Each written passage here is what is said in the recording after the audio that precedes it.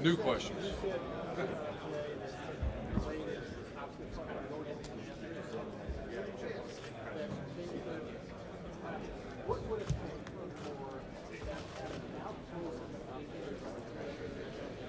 Well, that's a great question.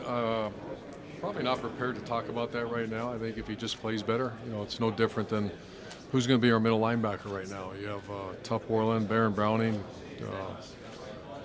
Hilliard, Justin Hilliard, and who's going to play that? The guy that has the best camp. We have 25 practices. Really about after 2 weeks, we're going to have to make a decision and get him ready to go play in that game. But the best thing that what's made Ohio State great, in my opinion, or really successful the last few years is the intense competition within positions. If someone's not performing, there's a pretty good guy right behind you.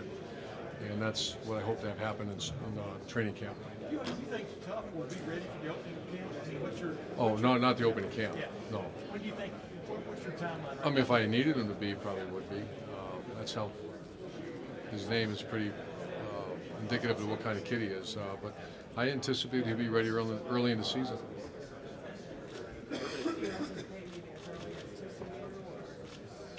I don't want to put too much pressure. I just know him. He's like JT. He's one of those guys. Heals fast and he's a tough guy. How long will he need to practice before he's ready? He's a very smart player. He's a mental rep guy. So as long as he won't need much reps.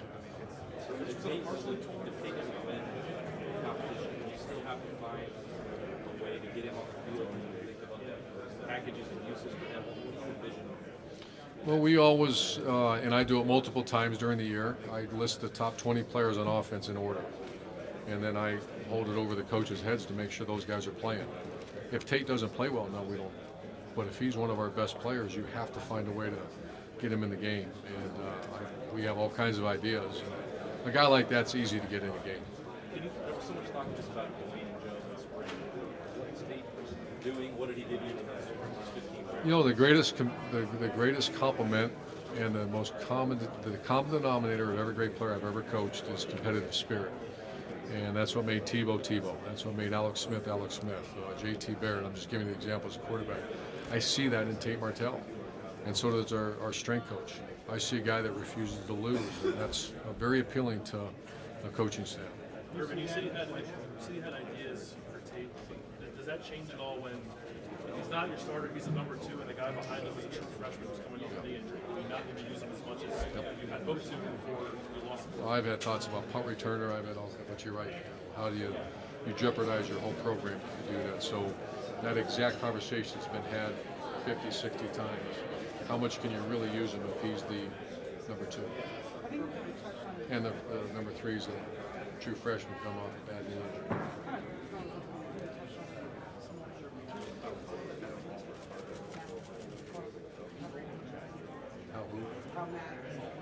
Oh, he's doing great. He's up to 210 pounds. Our receivers love him. We're talking about Matt Baldwin. And what he did at Texas, at Lake Travis, was phenomenal. Stuck around, played the 1 year, and I'm very excited about him. Dwayne is, it showed in front of millions of people in our rivalry game. He has a little different way of doing it, but he's earning the respect of our players and our staff. Every day, his body's changed. When you guys don't know if you've seen him lately, but he's worked really hard.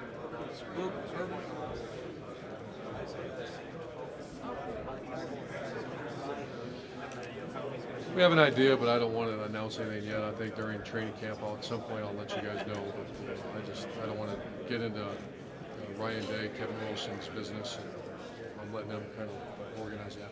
Who could be a Michael Jordan center this year? What's your? There have been rumblings about that. Yeah, I think you always are snapping guys because you need to. That's a bad situation to run out of the centers. And everybody talks about the loss of JT. We had Pat Elflein go start as a rookie. We had a first rounder, one of the best players ever to play at Ohio State, Billy Price. We've had very good centers. Brady Taylor had a great spring, but you need more than one. And who are they? You have Josh Myers, you have potentially Michael Jordan, and we're just constantly trying to find out who can snap and step. Coach, are you hearing a buzz about anybody from the kid that could step up that we don't know, break out? What about tight ends? Tight ends had a very good summer. Luke Farrell run with the first team immediately, and then Rashad Berry's had a great summer, and so has Jake Hausman. And then, unless something happens, Jeremy will play. So those are the 4 tight ends. Going back to this, also playing center, you have 4 guys with starting experience in the offensive line, and then as soon as you have Thayer, it seems like he's going to be the starter. I know you look for the best 5. Is it possible maybe you don't play the best 5 if one of those best 5 came out? I would be disappointed if that happens. But you also have Brendan Bowen coming back. You have Demetrius Knox. You have a kid named Wyatt Davis who had an excellent summer, and Josh Myers. So it's the most quality depth we've had. Josh Allaby has to play. I mean, he's done so well. Now it's time to go play. So I can't tell you the starting 5.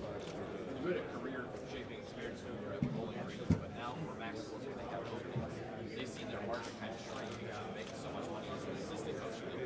So for a guy that's weighing the chance to be a head coach at that level versus making more money as an assistant, what advice would you give to a guy? Make sure you go to a place you can win at the end of the day.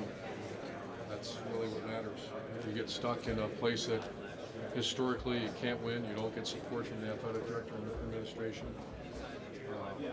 The final decision I made to go to Bowling Green is when I went through the media guide, and they had a winning record against, I'm not sure if it's still true today, but every conference opponent, they had a winning record against them. I thought, they've done it before, we can do it again. If they've never done it before, and it's, my advice is, I can't tell them what to do, but don't take it. I know you answered some questions about this on the podium, but I think we just need to make sure there's no ambiguity about Zach Smith. Can I ask you a couple clarifying things? The 2015 reported incident, are you saying that you don't know anything about that, or do you believe that that didn't happen? I can't say it didn't happen because I wasn't there. I was never told about anything. Never anything came to light. I never had a conversation about it. So I know nothing about it. So anything about that did not factor into your decision? First I heard about that was last year. And that, so you don't know anything about 2015? That wasn't a factor in your decision? No, when I asked some people back at the office to call and see what happened, and they came back and said they know nothing. With what you knew about 2009, why were you comfortable hiring Zach in 2012 at Ohio State, knowing what you knew about 2009?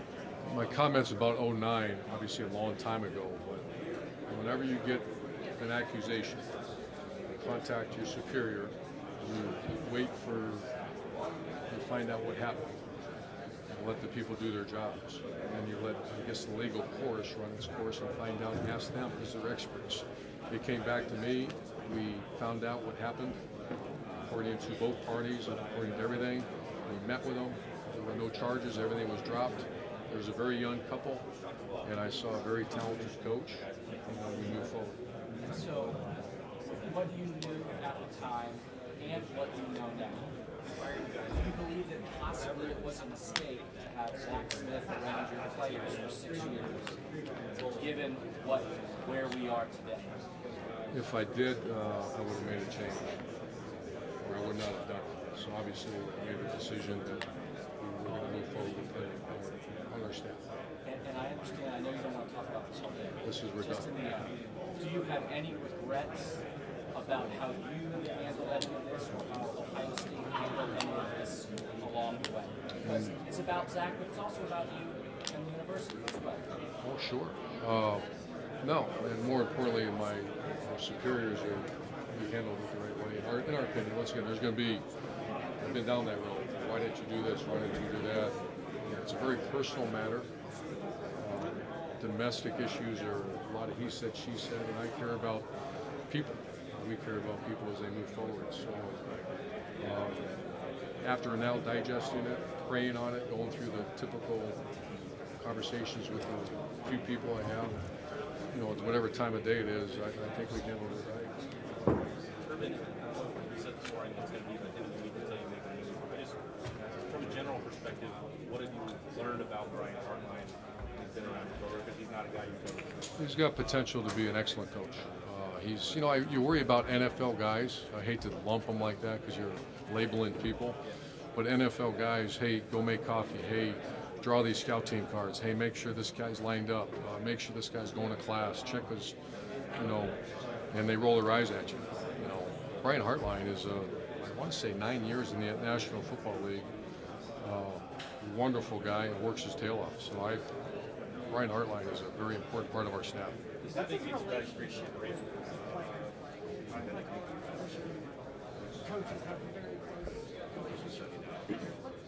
Very strong, very, very strong. And he's one of those guys, and you know, I think it's probably easier to ask them, but I just know what I know and what I see.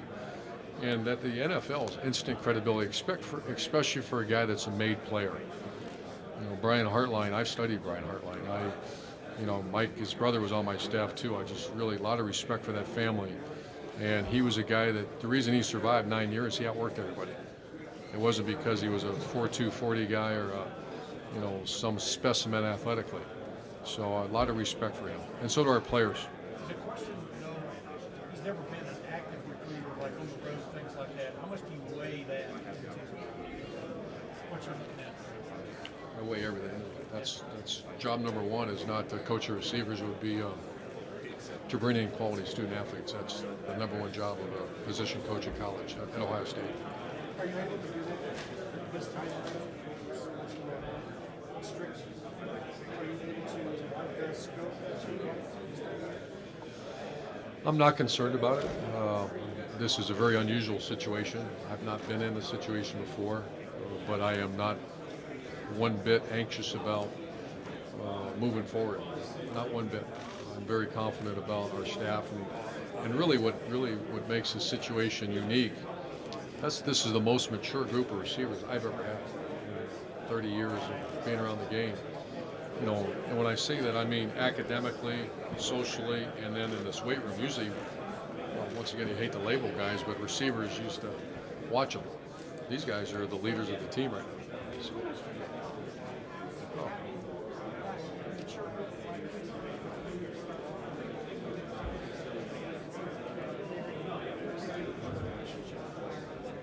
well, the backup has taken 0 snaps, and the backup has taken 0 snaps. So it's imperative that those guys are felt throughout practice in the weight room, and they've done.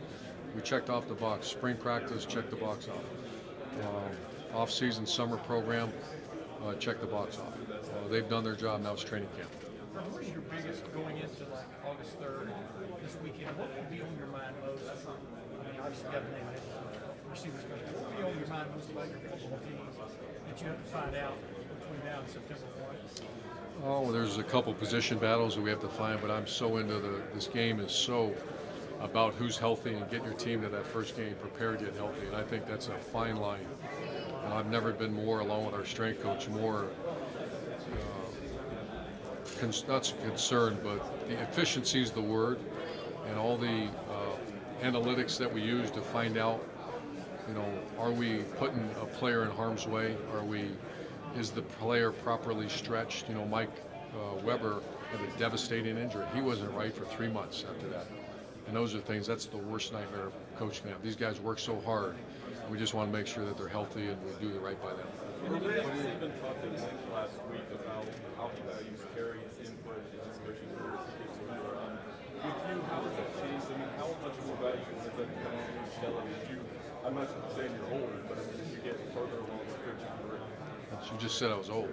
I didn't say it. At the beginning, I didn't quite get the question. How much more valuable does that become having Shelley weigh in on things in your coach's career? With the big decisions? She's always weighed in, you know, and that's my best friend and soulmate, and she's been right there with everything, especially when you start dealing with, you know, not necessarily who's going to carry the ball on third down. She has opinions too, but we don't chat about that. We chat about people. She's got a great spirit and a great love of people, and her heart's always in the right place. She's phenomenal, and so absolutely I rely on her. What is the biggest? It's wide open. Pryor went just got moved to gold. He's had excellent summer. Brendan White, and then you have two freshmen, Marcus Hooker and Josh Proctor, and then you got Amir Reap. We moved to safety as well. There will. He'll be suspended for the first game. I'm sorry? Ready to roll. Yeah. Yeah, we're going to be smart, but he's had an incredible summer, and he looks as good as I've ever seen.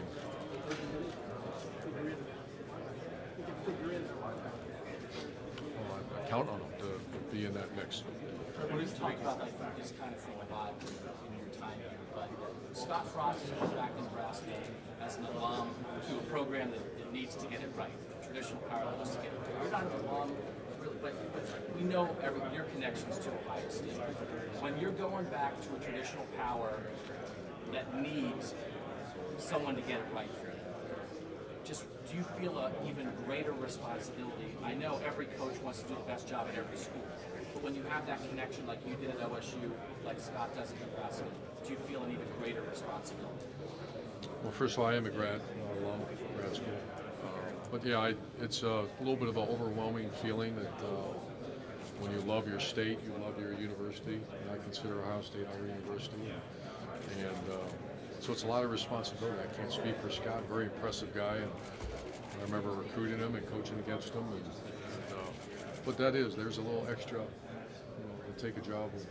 I took a job at Utah because we wanted to move out west, and I saw great promise, not because of my love for Utah. Now I ended up loving Utah. And so there's a lot of, I should say pressure, but I don't want to speak for him, but you really feel it when it's your home school, home state. Is it more positives or negatives?